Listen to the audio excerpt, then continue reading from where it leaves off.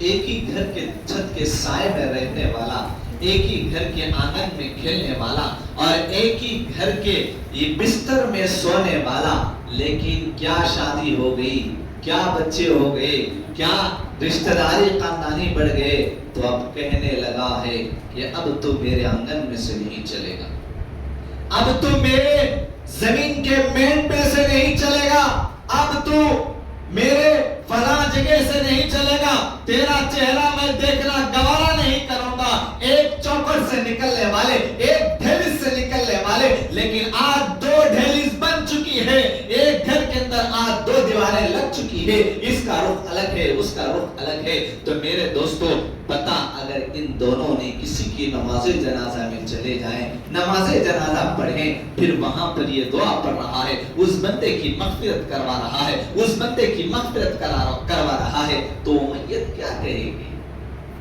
وہ میت اس دونوں سے کیا سوال کرے گی؟ کس لیے لڑ رہا ہے؟ کس لیے اپنے منہ کو، اپنے دل کو خراب کر رہا ہے؟ کہ میرے دوستو، میرے محترم بھائیوں، یہ مثال اور آپ میں سمجھنے کی کوشش کریں کہ ایک کریم جو انسان کے دھبے ہوتے ہیں یا آنکھوں کے نیچے رہنے والے کالے داغ جو دھبے ہوتے ہیں، ان دھبوں کو مٹانے کے لیے یا کوئی خامیوں کو دور کرنے کے لیے یا کوئی پھنسیوں کو دور کرنے کے لیے کریم اس کے نقصانوں کو چھپا کر چہرے میں دعوت میں آنے والے مہمانوں کو خوبصورت اور حسین دکھا رہی ہے۔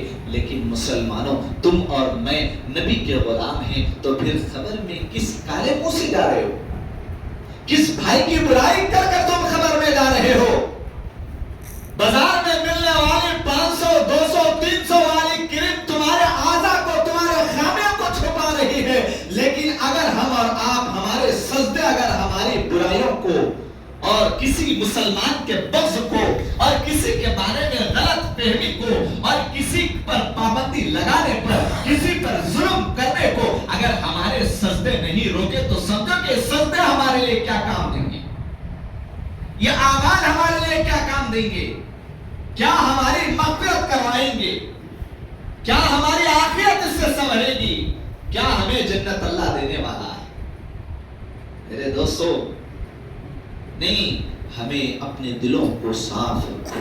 اپنے بھائی کے بارے میں جو اپنے بارے میں چاہتے ہو، وہ اپنے بھائی کے بارے میں چاہو، اور جو ہمارے لیے صحیح ہے وہ میرے بھائی کے لیے بھی صحیح ہے، اور جو میرے لیے غلط ہے وہ میرے بھائی کے لیے بھی غلط ہے۔ جو انسان اپنے پڑوس کا حق ادا کرتا ہے، اللہ تعالیٰ اس کا بھی جنت میں حق ادا فرماتا ہے۔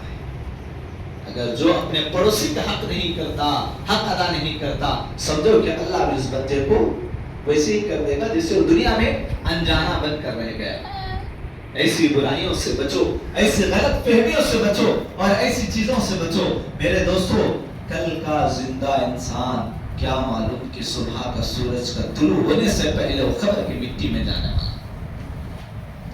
کل تک آپ کے ساتھ تھا، کل صبح تک آپ کے ساتھ تھا، آپ کی صفوں میں نماز پڑھا، آپ کی صفوں میں رہا اور آپ کے دسترخوان پر کھایا اور آپ کے گھر میں رہا، لیکن میرے دوستو کہ کچھ سیکنڈوں نے اس کے لیے ہمیشہ کے لیے آپ کے گھر کا دستر بند کروا دیا۔ کس کو جا کر کہو گے؟